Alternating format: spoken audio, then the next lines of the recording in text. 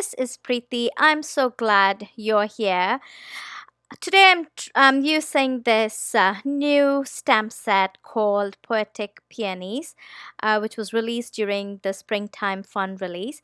And I'm going to create two cards, and I'm going to show you how you can just use one stamp to create both the background element and the focal element of the card. So I've gone ahead and stamped a few images onto a white note card using a Copic friendly black ink, and I'm just coloring it with some light pink shades. I'm using RV34, RV63 and RV00, and that will give you a really light pink shade of a peony. I love the peonies that you see. Some of those peonies, they have really deep inside, but as they go outwards their petal gets really light. And for the leaf, I'm using again three shades, and that's G99, G07, and YG. I believe I used YG03. I think I did YG03. I'll put the numbers in the description box below for you. And I'm just going to do a very simple blend. I'm not doing anything fancy here. I'm just doing a very simple blend, keeping the darker colors towards the shadow and then blending it from that point onwards. And then what I did, I went ahead and colored many more flowers and leaves, and I die cut them using the coordinating die. And here you can see all the different peonies that I have cut in different and colored in different sizes. And I also did a few peonies in darker shade, and I'll tell you why in late. I'll show you where I used them. So to start the card, I'm going to take a white panel here, and this is where we're going to use the same peonies stamp set to create the background element for our first card.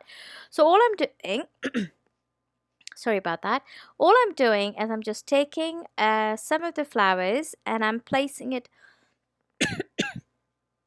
sorry about that, onto the misty, and I'm just stamping it using Versafine. No, actually it's Versafine. What's it called? Versamark. What Versamark ink? So you can't really see it because Versamark ink is obviously a clear ink. It's used for embossing, so you can't see it.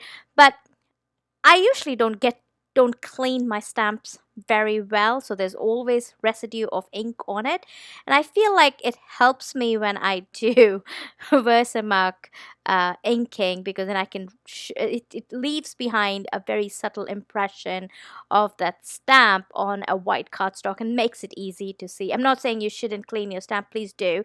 It's just me, I'm just lazy. So here you can see I've just gone ahead and stamped a background with flowers and leaves all over the white cardstock stock. And then I'm taking this, this is called Perfect Pearls. It's a fine dust powder, which when you put over the Versamark ink, actually it adheres to the Versamark ink. So the Versamark actually acts like glue, and this fine dust adheres to it, and it gives you this really beautiful, not an embossed look, but almost like a print look, like you've actually printed gold detailed florals on a white cardstock, because it's just flat and smooth.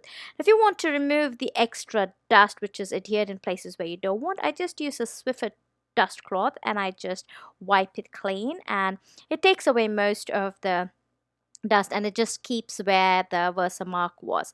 Another way to keep it without moving is also to mist it with water, which I didn't think I needed to do. I also went ahead and cut this cardstock panel down a 1/4 inch from all the four sides, and then all I'm doing is I'm just going to start placing my florals. I don't adhere the florals directly onto the cardstock. I first try to create the placement of how I like it, and once I'm satisfied the way I want the positioning to be, that's when I go and make the commitment to glue them onto the cardstock. And you can see here I'm just playing around, fidgeting around to see what the best composition for this floral arrangement would be. And then once I'm satisfied, I go ahead and start adhering it. And I also use different forms of adhering. I use adherents, I use liquid glue for some elements, and I use foam dots for some elements. And that gives a little bit of dimension to your otherwise very plain bouquet. So it gives you a 3D element to that floral composition. And I'm just going to repeat that until I have got this composition all done. And here I'm putting the last bit of the bud at the bottom of one of the flowers.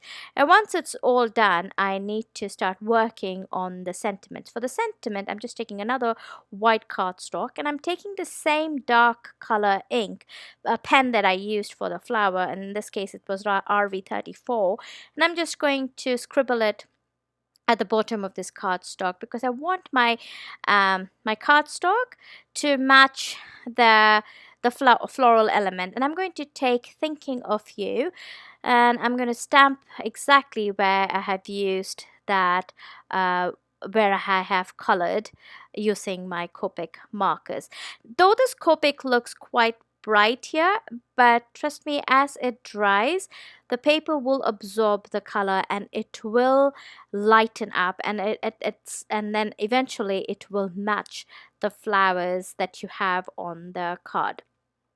And I'm going to use the same Versamark ink, and I'm going to stamp that, and I'm going to do the same thing again. I'm going to take Perfect Pearls. You could emboss it. Maybe in hindsight, maybe I should have embossed it, because I felt like after I used the pearl, the Perfect Pearl, it wasn't bright enough for me for the sentiment.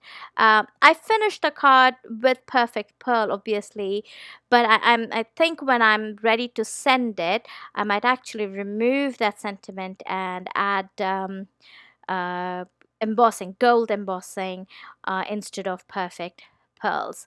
And it was okay, but I just felt like it was not popping enough for me as much as it did on the white cardstock when I created the background element. Again, that's all personal preference. If you like the way it is, which was fine too, as I said, which was fine too.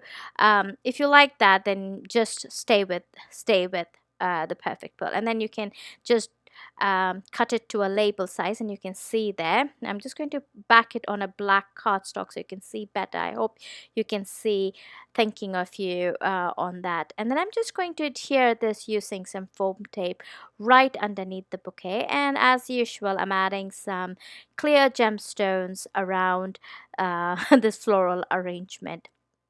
And I, again, floral gemstones too, I first place them with my hand before I add the glue. I just want to make sure everything is placed perfectly, and I don't have to pull something apart after I've put it down with the glue.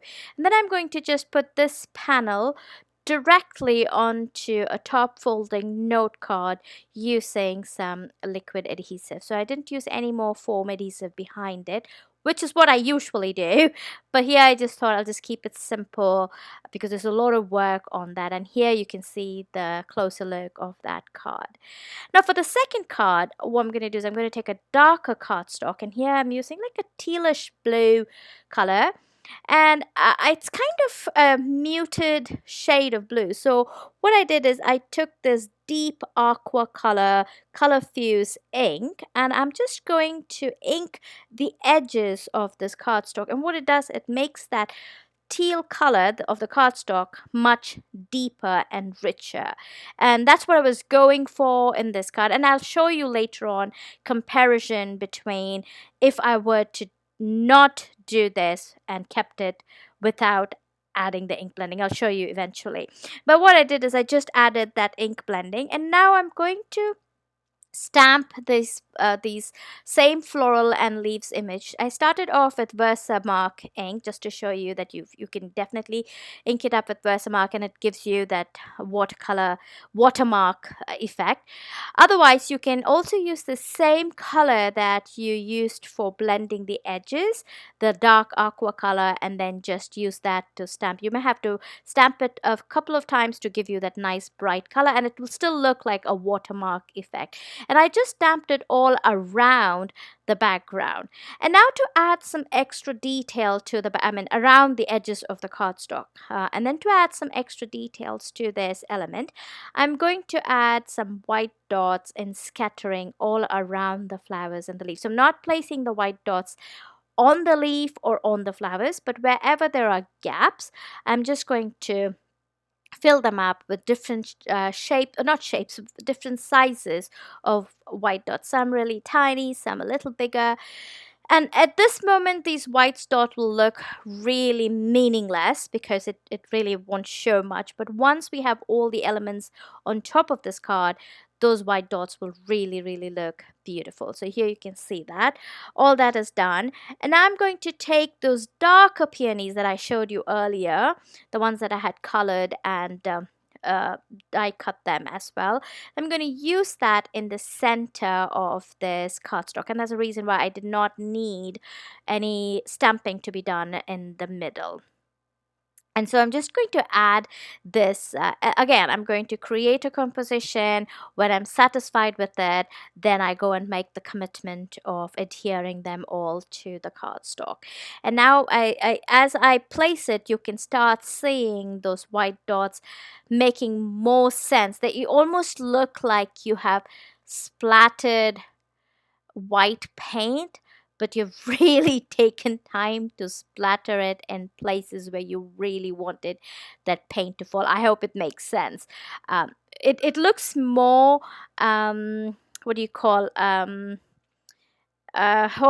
structured versus organic, and I really like this that look sometimes when it comes to adding dots on your cardstock. And if you have seen me make cards over the last year or so, you know how much I love adding dots. They always add so much more of a fun element to your otherwise plain card, in my opinion. Well, I mean, you have your own style, but I kind of think adding dots takes a card to the next level. Let me know what do you think in the comment below. I'd really like to know your opinion as well.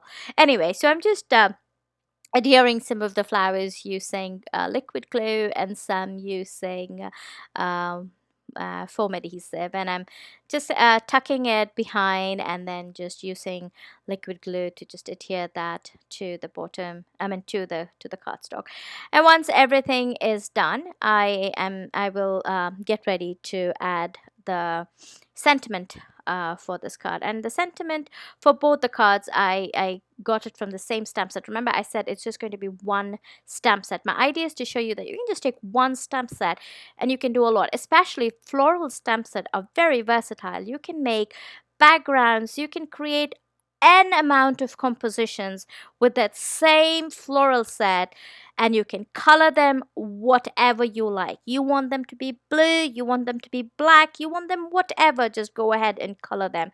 And that's the beauty of floral stamps. And I'm just showing you that just with that one stamp you can create so many elements. So you saw me creating a background with gold, with pearl dust.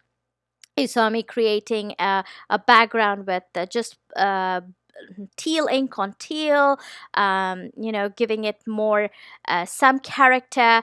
And then you saw me making focal point images with two different tones of pink, and the composition itself of the card was so different from each other. So while I was blathering, I just went ahead and stamped and embossed two different sentiments which says "Thank you, you're the best" on the same cardstock that we used to create our background. I'm going to place them one on the right edge and one on the left edge of the cardstock with some foam adhesive.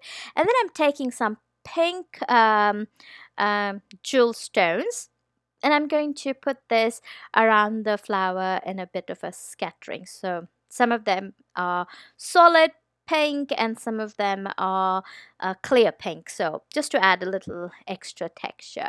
And then when I was all done, I just went ahead and adhered this again directly with glue onto a side folding white note card.